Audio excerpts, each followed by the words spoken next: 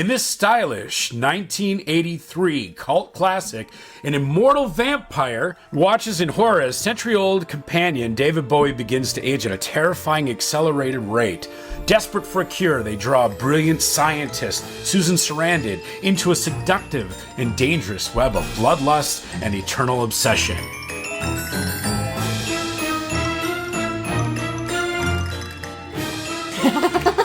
I'm so excited for this.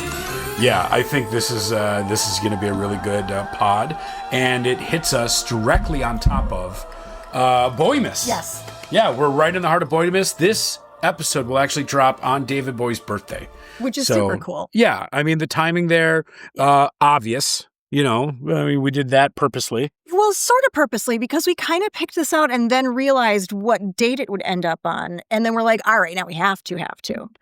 Yeah. Yeah. I was supposed to do you were a little David Bowie dance party this year, and because of timing and the amount of stuff going on. Right. I mean, it's right after New Year's, and that was a big lift. And, we've got two other big lifts in the fire right now. Right, yeah. And I actually really miss the very first Bowie night that Mad Planet did right after he died. Yeah. That one was fantastic. Yeah. And they also did one for Prince. Yeah. That just really hit home. That was absolutely amazing. But we are here on David Bowie's birthday to celebrate The Hunger, which is a fantastic film. That I actually haven't seen all the way through. Which is fantastic. I lose my goth card, but I'm so happy that I'm like losing that card to you. Yeah. And it's great to be on the other side of things where you have not seen the subject matter of which we are speaking. It's the role reversal. Yeah. And now we are going with a book club and we are going with a movie club. So it's going to be Sam and Jeff volleying the different passions, back and forth to one another. We're just doing, yes. This is supposed to be the volleyball. Okay, so you're going to put in... You can tell we sports real well. Yeah. Oh, I good sports. Much sports. Look, all the sports. Yes. Yay. With things. Sports. So we kind of hit the plot of the movie right at the head. Yeah. So that's kind of the deal. It's an allegory, obviously, for addiction. So that's what this film is about. I don't want to give away the entire film. I mean, it's from 1983. I don't think that there's a ton of spoilers left. And to even argue against myself here a little bit, I will say there isn't a lot of plot. I mean, that's the dialogue, the plot. I mean, really, this is a very beautiful cinematic music video. I'm still getting over that cold. Oh, man. Oh, don't die on me. No, I'm good now. Don't you die on me. I can't. I've got to plan your funeral. That's true. Yeah. That's true. We have this agreement. So yeah. The cast is absolutely fantastic. Yeah, you said Susan Sarandon, and I did not realize that she was in this. Oh, yeah. I love Susan Sarandon. Oh, yeah. And so, everybody looks at David Bowie, and it's like, oh, it's a David Bowie movie, And when you said that Susan Sarandon was in it, I was like, oh, yeah. Hell yeah. And she's fantastic. She's gorgeous. Everything in this movie is gorgeous. It is top tier vampire fantasy erotica. Which is probably part of the reason that I have never seen it all the way through. Because, post high school age, I really wasn't, into vampires anymore. Sure. At one point we wanted to be vampires when we grew up. Sure. Which was cool when we were, 16. Yeah. But it turns out when you're young, you want to live forever. Yeah. Because your bones don't ache. Yeah. Now I'm kind of getting more and more used to the idea of not being around. I keep kind of hearing that from people and the acceptance of their own mortality, and I don't understand it. Oh, because to me, it's this constant feeling of, when you have a 4-day weekend. And you start out and you're like, I've got all the time in the world. I'm going to get so much done. I'm going to really enjoy myself. And literally you blink and all of a sudden you have the Sunday scaries going into your next Monday. Sure. That's your whole fucking life. And then it's just done. You are done. Yeah. And that bothers me. I'm okay with it. Yeah, I know you are. Plenty of people are. To me, though, it's this giant existential crisis that I've been living since I was able to understand the concept. The way that I think about it is... We're just on a long vacation. Eventually, I don't have to anymore. But I like having to. Eh. I'm sure that at some point... I'm sure that makes me sound morbid and lazy. No, it doesn't, because obviously, you know my mother's story of where she was sick basically her entire life. Yeah. And, when she was ready to go, she was ready to go. You know, she was like, I'm not doing this anymore. I'm not going to be put on like this machine to breathe for me. Like, I know. And that's why, I'm happy to take care of those things for you. And it was very much like, I am done. And I think at some point, most of us probably do get to the point where we think we're done. And I think that's a good vampire portion that gets addressed in a few films and a few books where it's that, okay, well, you grappled with mortality. How do you deal with immortality? And that idea that like, I am just done at a certain point. And what point is that for everybody? Point for me is where I'm no longer mobile and I'm not able to communicate with the outside world. Yeah. If I'm stuck and locked in this box, what's the point? I think I would probably be okay with death in those circumstances because you know how much I hate being trapped. Yeah. So if I felt trapped, I would probably be like, no, do something. Yeah. I mean, what is that Metallica song? There's many. Yeah, but I'm saying like there's a song that they sing. It's based on a short story. Oh, I should know this. I used to like Metallica. Yeah, you know what? Metallica has made a resurgence in my brain, not in my stereo yet. You were so I've been mad. consistently talking about listening to Metallica. I'm not, but I kind of want to give it another run. Okay, so one note for the audience.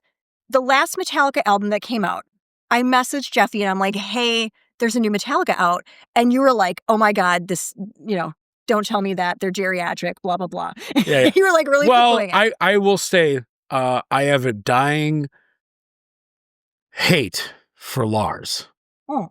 I mean, the Napster stuff. Yeah. I could get into this for hours. Right. You know it. Yeah, we won't do that. Did I tell you my funny library Metallica story? No. Okay.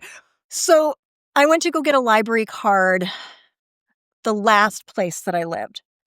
And I go to the library and I signed up for a card and I had a different last name than I had before. And, I hadn't had that last name in a long time since I was, not married at that point. So I go and they're like, hey, you've got library fees. And I'm like, what are you talking about? I haven't even gone to the library in a while. Like, how can I have library fees? And they're like, yeah, it was from a while ago. I'm like, okay, well, I don't recall this. When was that from? And they're like, 1998. And I'm like, okay, what was it? It was Metallica's Reload CD. Wow.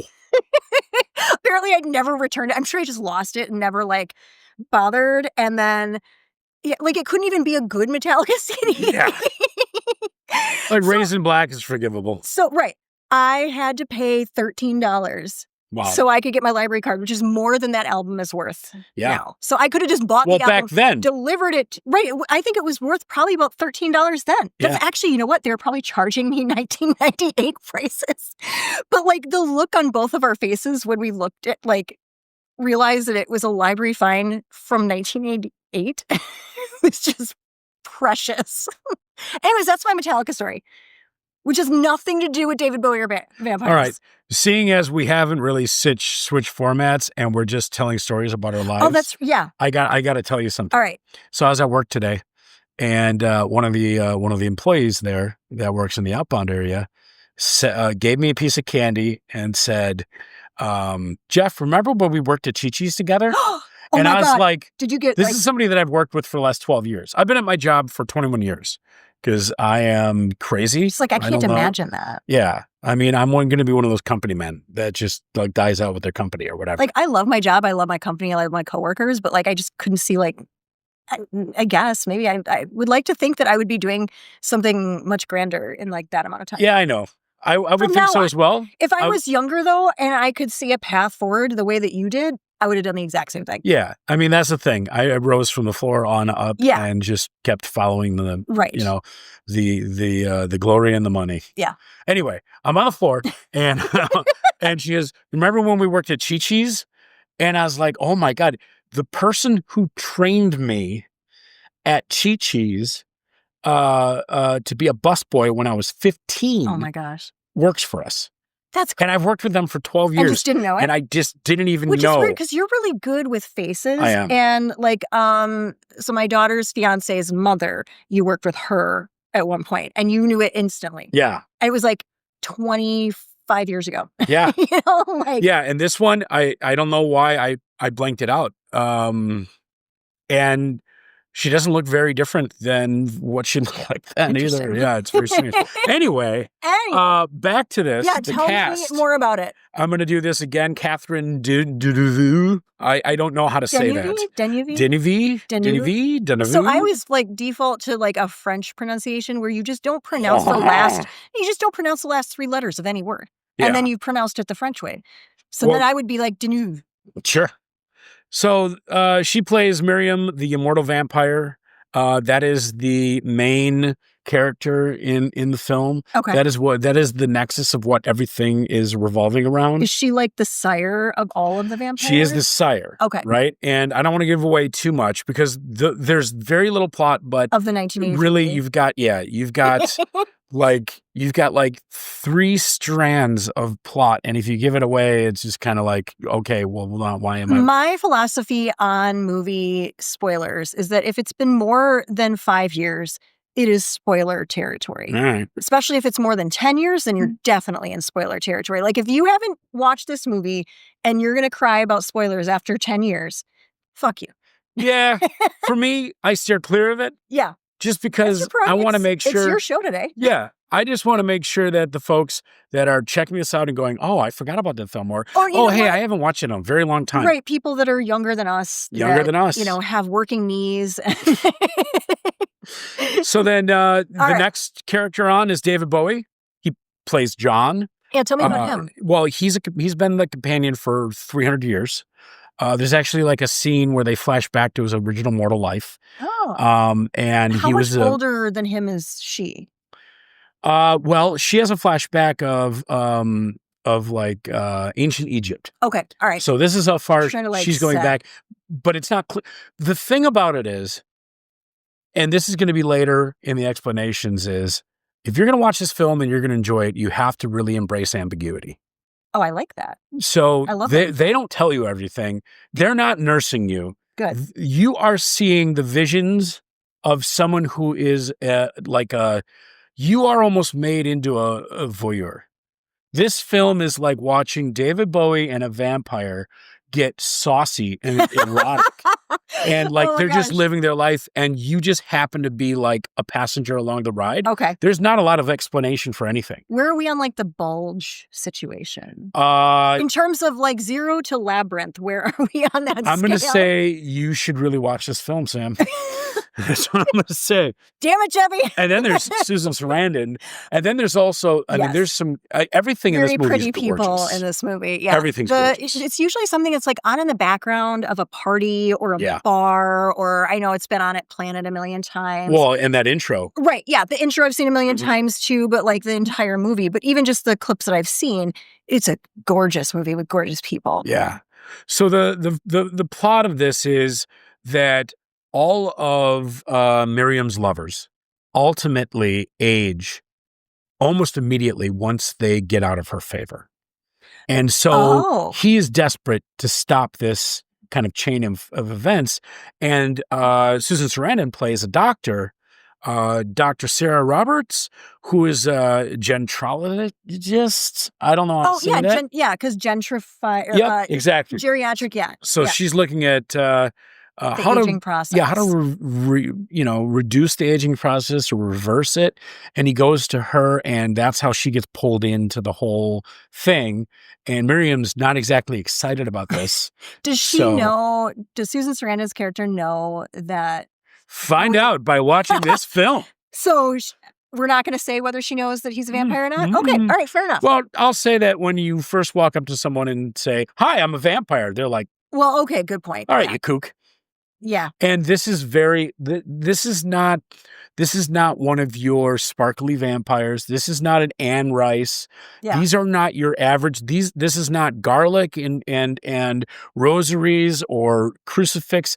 All of that in this played very like very modern time vampire film. It's not like Dracula. This is not what we're doing. I like that because I think the flowery, like Victorian stuff, I got over that in high school, and there's nothing wrong with it. Like, it's a very pretty genre. There's like a rich history to it too. It's just not my thing at this point in my life. Are we talking almost like a Only Lovers Left Alive kind of situation? In that vein, and also kind of like a dark wave, and just, I mean, that's very much the vibe that they're laying down. I'm just going to have to just go home and watch this. This is good. It's good.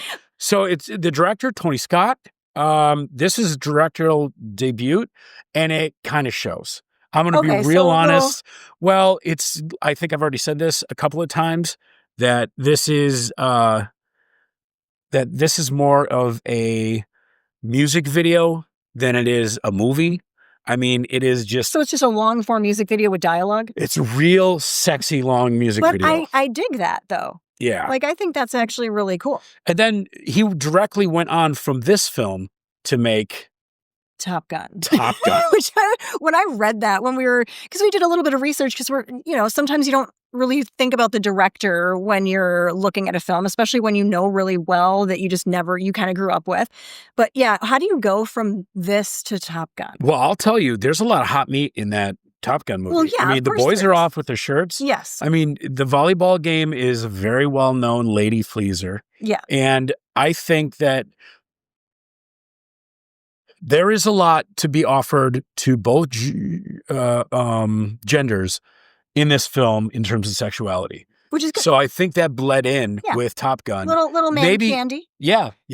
There's a lot of man candy. Yeah. There's a lot of lady candy. I like that we have equal opportunity, like man candy and lady candy. And I like that now the nudity is starting to equalize in film, like nowadays, where, although I'm still mad that like the new 28 years later, this next sequel coming up, they like put pants on the alpha zombie. So like, why am I even watching it?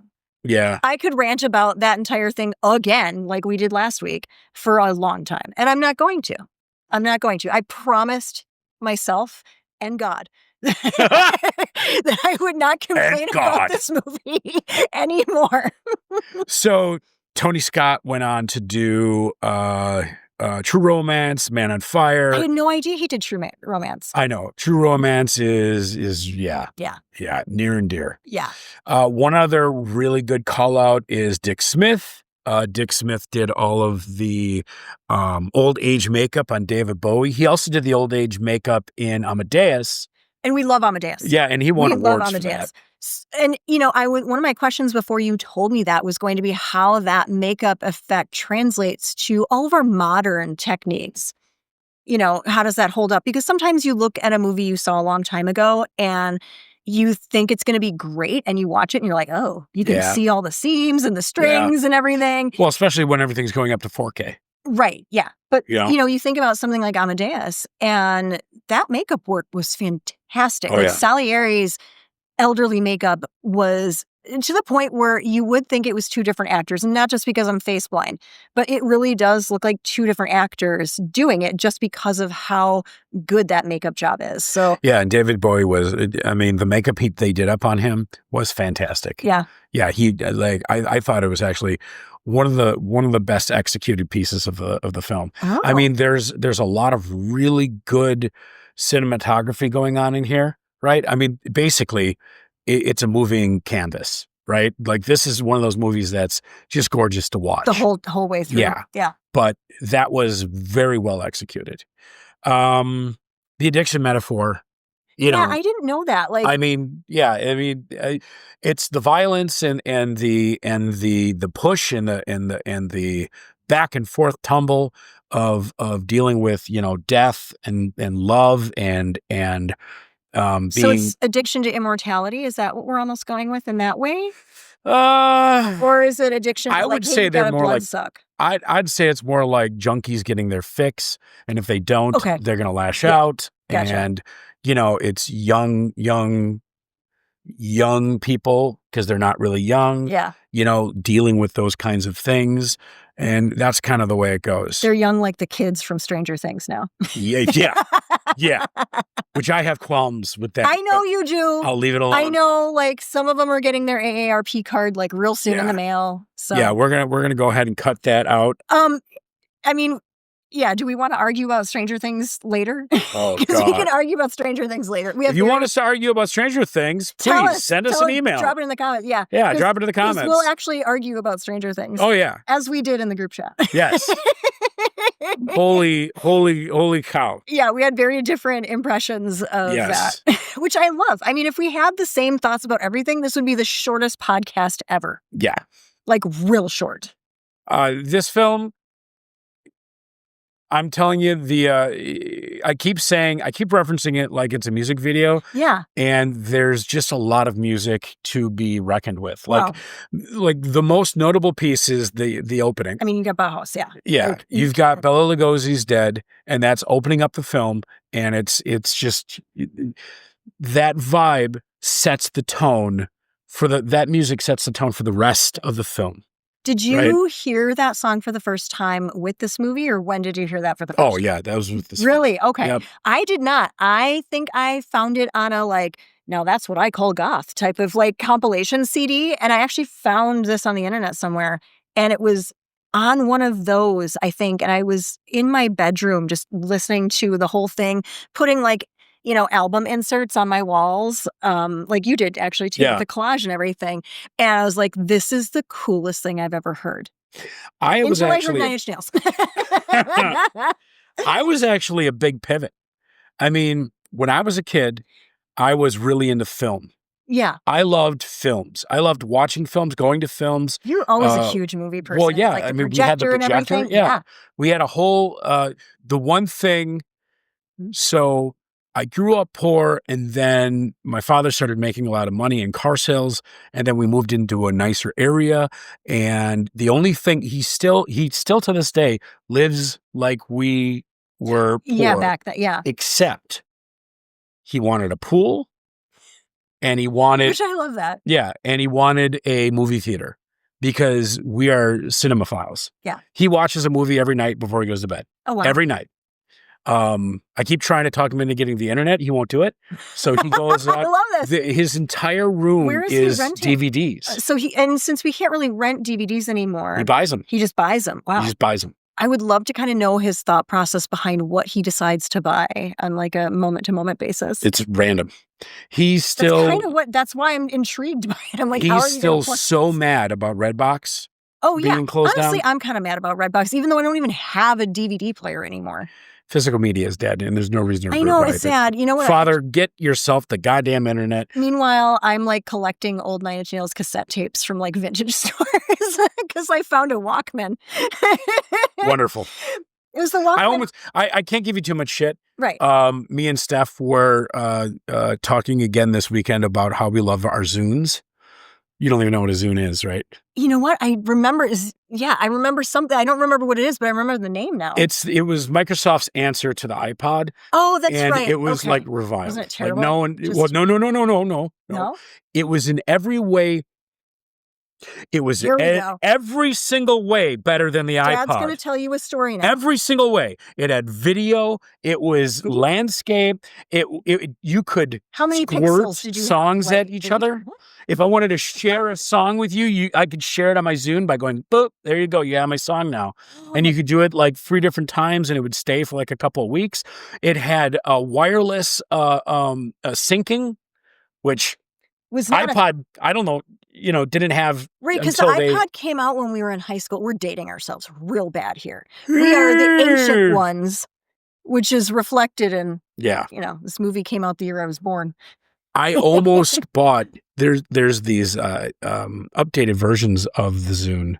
Oh, that cool. you can like get that have like all the updated stuff. So bigger hard drives, faster hard drives.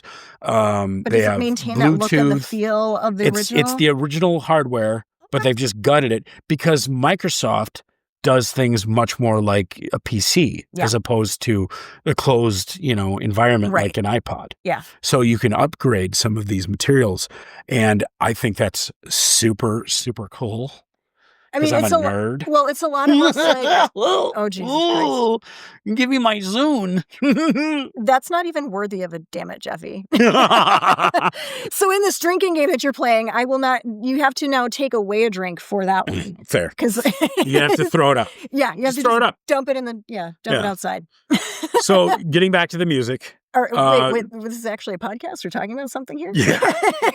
So the music, Bauhaus's Bela Lugosi's Dead. I mean, that's the classic.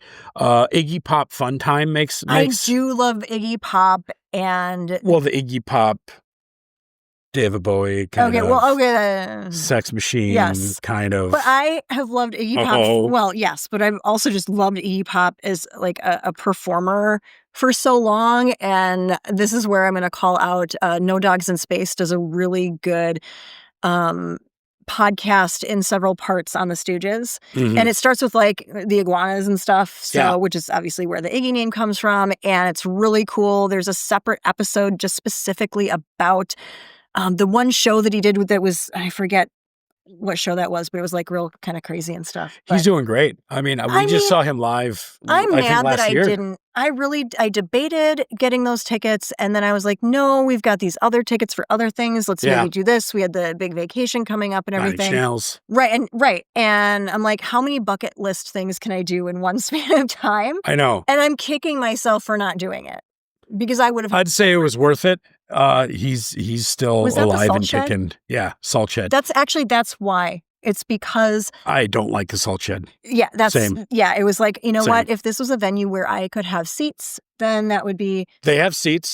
They're like 40 miles that way.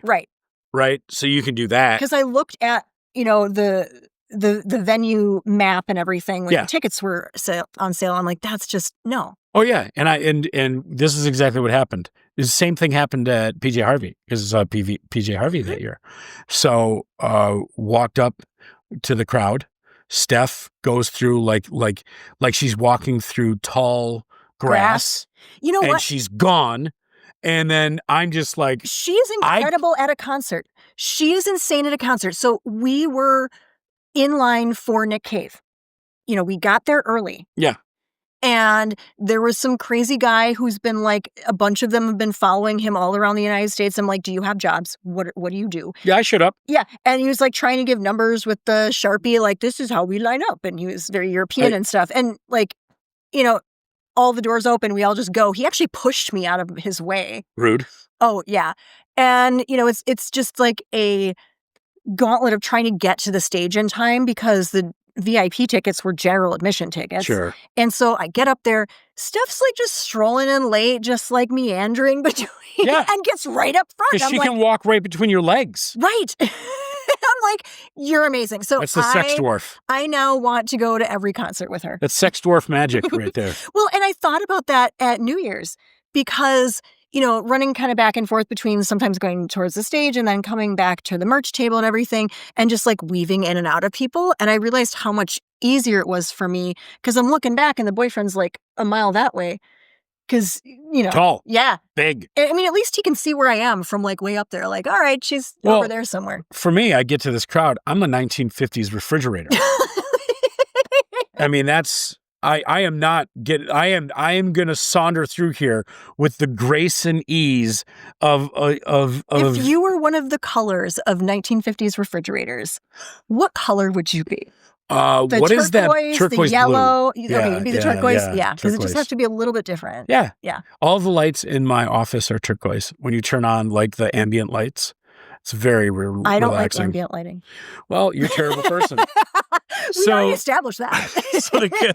so composers did a pretty good job. They provide a really good eclectic mix of electronic synth-driven, abstract horror background music that really jumped off of the whole Bela Lugosi's Dead vibe. Because it's hard to go somewhere else when you start off that strong. It's striking. in the movie, the beginning of that film, that's why every time I play Bela Lugosi's Dead when I'm doing it live, it's actually a 4K remix of that opening. Yes. And I just play the opening because the original song is very meandering. It is. And it's 8 minutes too long of for the dance floor. Clicking. And, it's great when you're like sitting with headphones in your room as a teenager, like, with a candle thinking you're all cool. But, for the dance floor, you need to have it more compact. And I was actually very aware that you do that. I'm not a DJ. I don't remember anything about I half the time don't remember like song names or band names or anything, but I know what you do. Yeah. She's there for enough of it. It's not that I'm overly talented. It's that you're a very good DJ. You're a very good DJ. I think I execute well. Your transitions are one of the best I've heard. Well, your transitions are very smooth. JJ is also incredibly smooth with his transitions too. It's been nice to like watch the progression and the growth there too. Yeah. And I know that ties into like why you love this movie so much too. Yeah. Is just that's part of it. The DJ aspect. And that's exactly it. I mean, we're getting right down to it, like the cultural impact of all of this. This film is a cornerstone of the goth subculture. Yeah. Like, this is one of those films that if you're a goth at heart, this yearns to be watched. Like, this is something that you're really going to want to get into. A fashion designer, Alexander McQueen, I once had no used... idea that it was McQueen. Used this theme as like a runway show. Yeah, I mean, it no was so about goth that. and dark. Which tells you like how important goth culture has been since that time. Oh yeah, absolutely. I mean, this is 1983. You're 2 years into the MTV movement. Yeah. Everything is becoming very video heavy.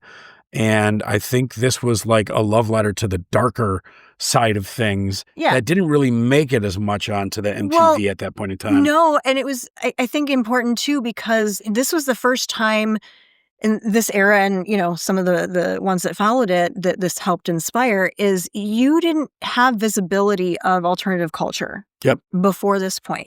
Right. I mean, maybe a little bit in the 70s with like, the punk scene in like London or something, or maybe New York or something, but it wasn't this visibility into a complete counterculture that you had once there was MTV.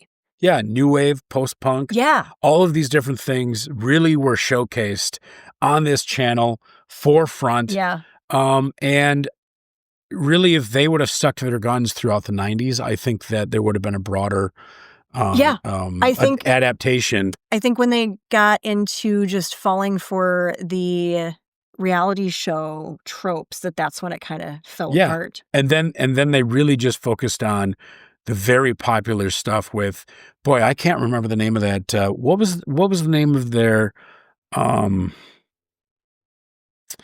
it was like the best of music videos with some guy with a haircut.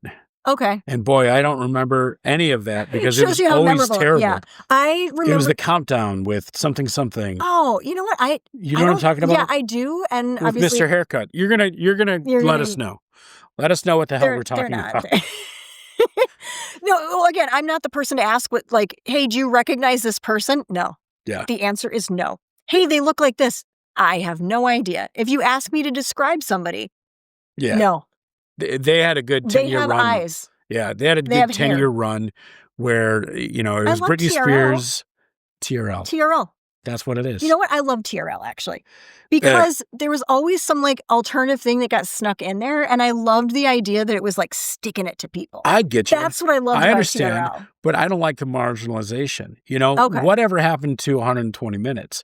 What happened to, you know what I mean? There were a lot of different ways. Exactly. Yeah. There were a lot of different ways you could package these things. Right. I mean, look at what we do with Goth Barge. When we're packaging these different things. We've got a new metal night. Yes. We've got a goth night specifically. Like if you want now we're doing a future pop night. I am so excited about that. Yeah. And all of these different packagings, these wrappings, they could have done that in such a better way And I When all think this that stuff they was wouldn't really have had to popular, go too. exactly. They wouldn't have had to go with Real World 2, Real World 3, Yeah. Real World in my ass. Basically, the things that set up the possibility for like Jersey Shore and all that kind of garbage. Like, all this reality TV did I was watch born out Real of this. World? Yes. Everybody did. Yeah. Because we didn't know that the end was nigh. Right. We thought it was a one-off. And we didn't know that all this stuff was like completely fake bullshit and that there was, any moral issues or anything like that too. Yeah. So, I guess that's the death of our childhood right there. Yeah. And I will bring for attending the funeral for our childhood. Well, recently I've been reading that MTV is dead. But right. That's actually not true. And I was like, nope. Yeah. I was under the impression it was. And I mean, it's been dead, R.I.P. MTV, for a long time. Yeah, decades. But in technicality. They didn't shut down MTV. Right. Yeah. It's absolutely not true. They went to the station, they shot the last DJ. They're done. Yeah. So in Australia and other areas, in Australia and other areas, there were a bunch of the offshoot channels that were shut down. But AI grabbed those little clips and headers and then made it that MTV is done and everything's shut down. No, they're still playing stupid reality TV shows. It's all reality TV, all garbage. There is a website, though, and I put this in the chat, that just shows old MTV videos, and you don't get a choice. There's no algorithm. It's not tailoring anything to you. The only thing that you can tailor is... You can skip. Well, you can skip, but you can also choose 80s, the decade. 90s. Yes, you can choose the decade. Or everything, or... You get all the commercials. Oh, I was listening to it today. Yeah. It was great. I was so thrilled with that. I stayed up way too late listening. It was my one point of joy today, because it's been a very terrible, terrible work day. A no good, terrible, very bad day. Terrible day. So, yeah. So, if we were stuck in this movie... would we survive? Would I survive? I want to know. Well, I skipped a bunch of stuff. So I went too far. As she does. I do. Dun, dun, dun. I go too far with everything. See, this is what happens when I'm not in control. I have no idea what's going on. All right. Talk to me more. If this movie, and this was a question I was thinking of today while I probably should have been working.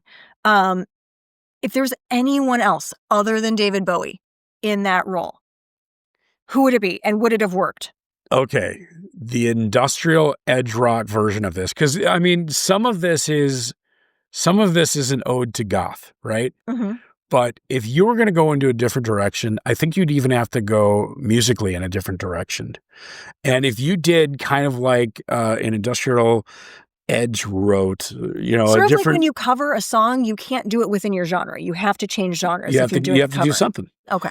But I could see William Dafoe playing the vampire. I'd love a Willem Dafoe. Right.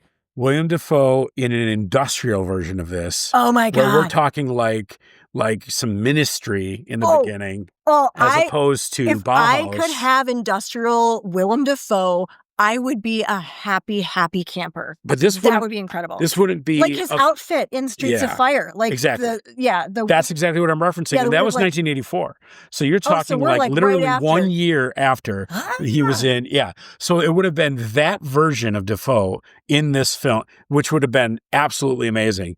And I think that would be much less of like a fashion, because this is a fashion movie. This is a beautiful fashion movie. Fire had its own idea of fashion, but it was terrible. Well, that was more industrial. It was. I really see that is the influence that's over here. I see your point. And I think it would be more of a psychological horror as opposed to... Which I also like. Right. As opposed to more of like a editorial on fashion.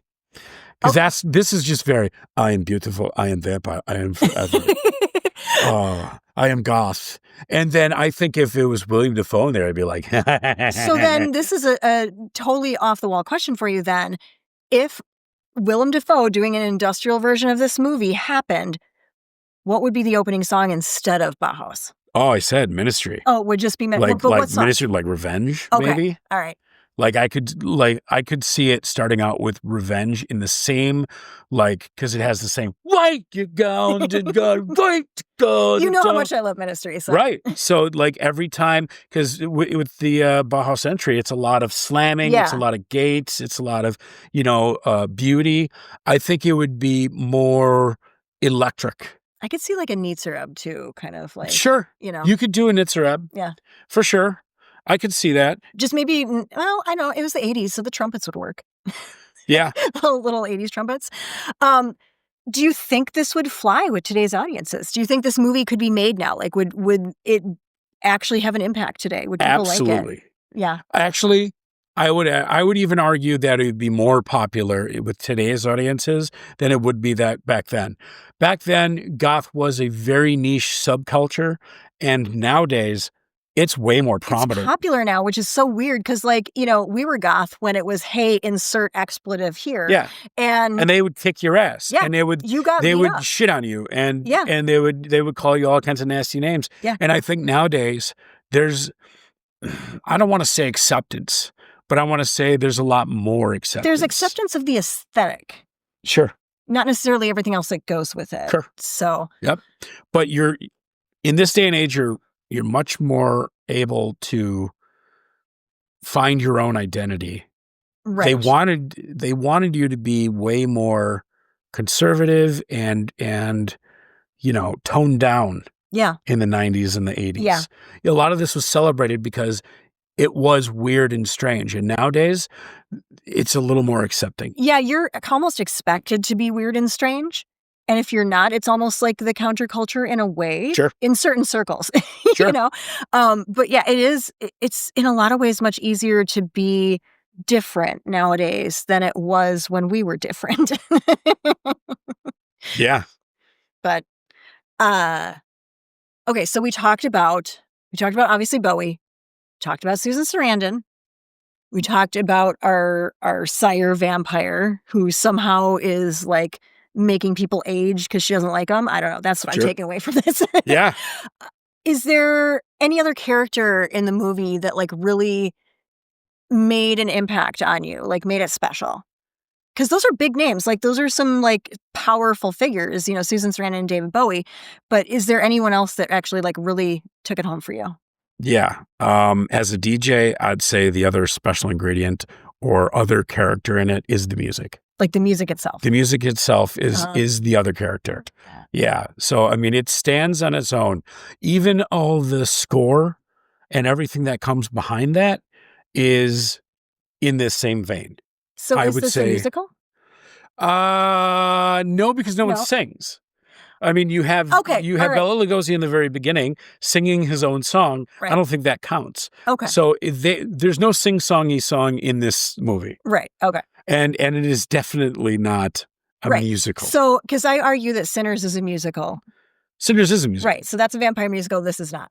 Yeah. This is not a vampire musical, but it is music for vampires. I like that. Yeah. I like that. This is a jukebox in a really good vampire club. I love that. Oh, man. So the big question, would we survive? Yeah.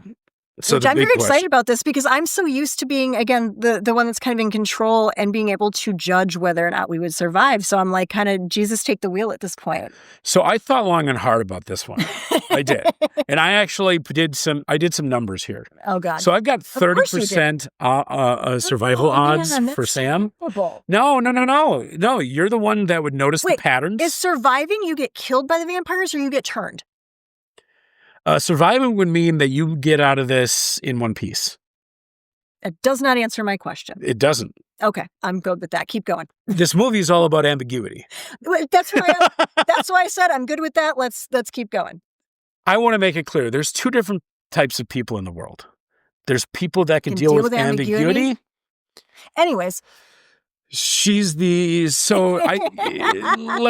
talk Sam for a second. Oh, God. Let's talk about Sam like she's not here. Right? So Sam is the one who would notice the pattern. Where I duck under the table. She's the intellectual, the researcher, This is her archetype. She's the Sarah Roberts of our duo. Okay. Right? So you're like the scientist. Okay, I could see that. And I'm the Scully. yeah, you're the Scully. So, you're the person who's really asking, why is this happening? But that also draws you as a target. Because if you're the one asking why it's happening then and I might trying to find results, you're going to pull Miriam's interest immediately. Okay. Right?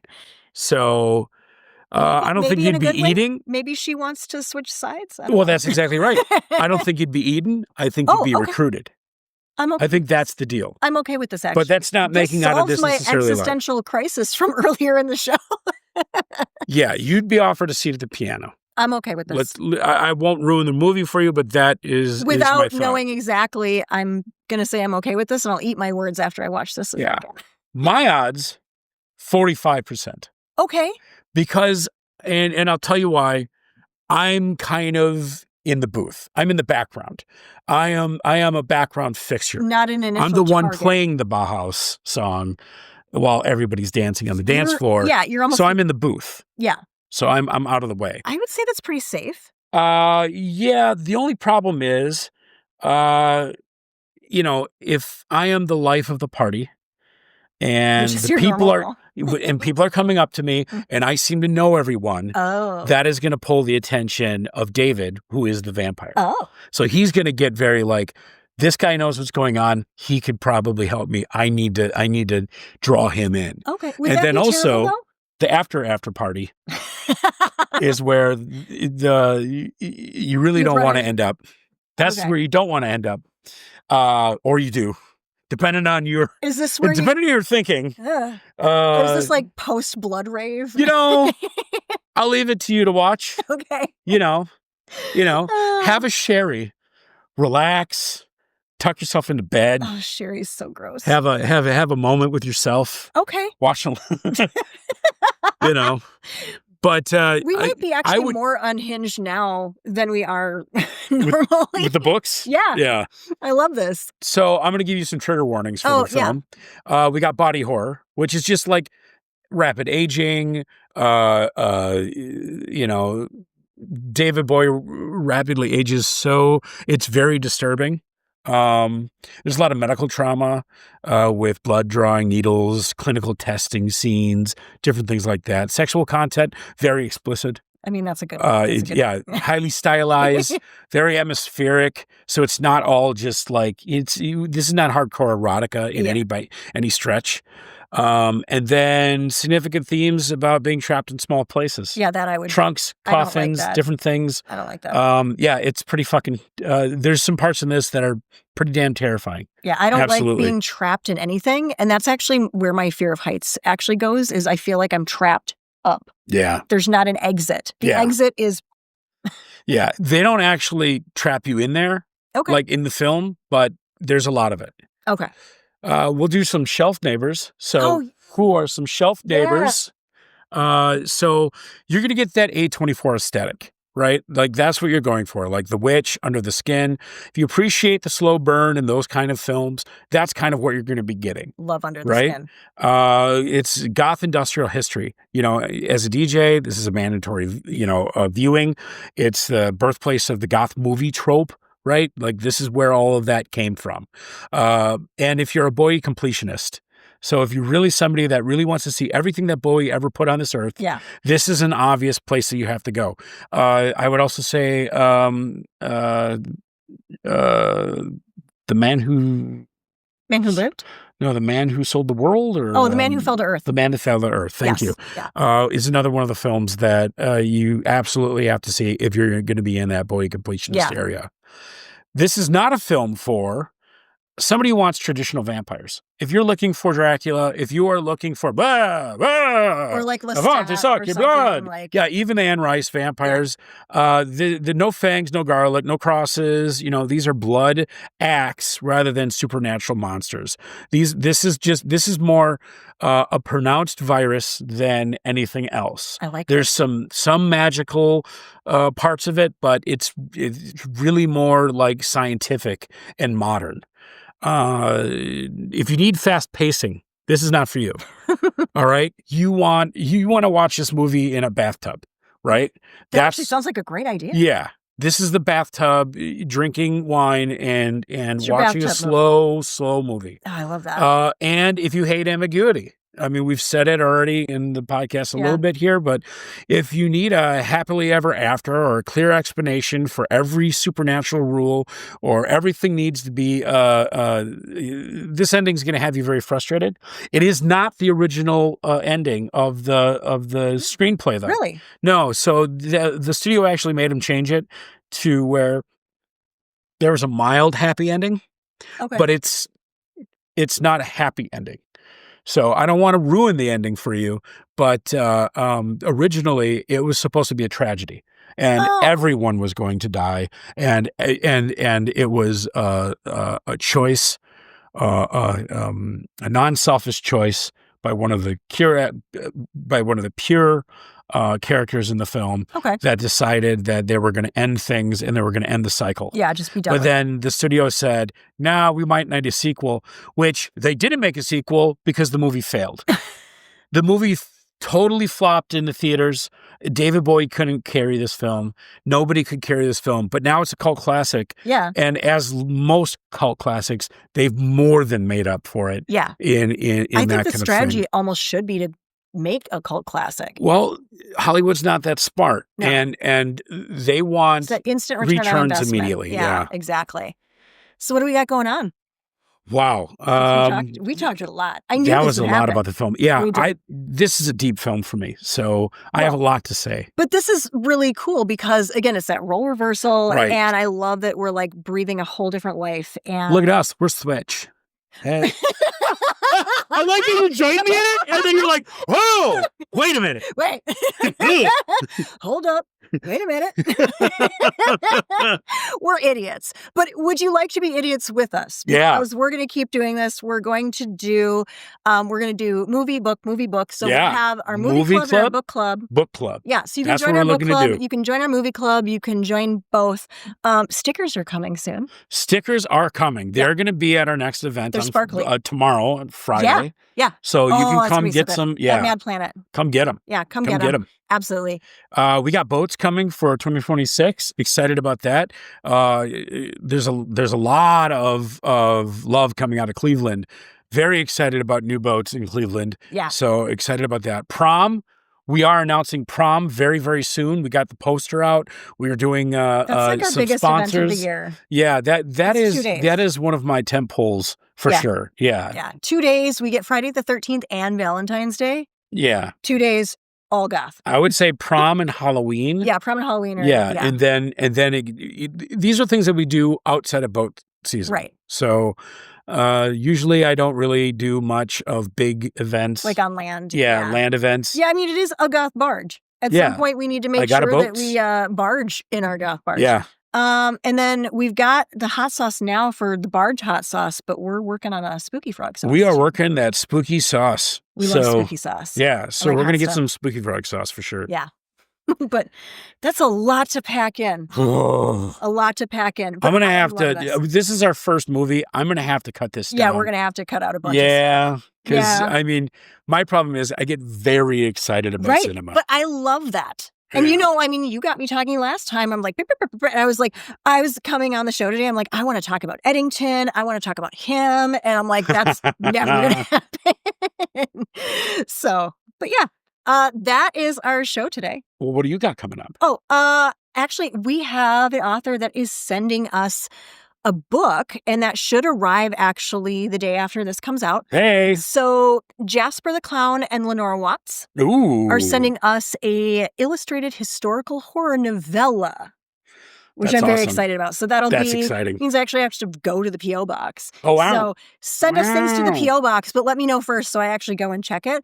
And then we're going to do Cursed Images next week. Hey. Which is early internet, like Y2K kind of Love this cover. Isn't that fantastic? Like, that's amazing. Also, Cassidy Van Gundy is a sweetheart, and she does amazing things, and we love her.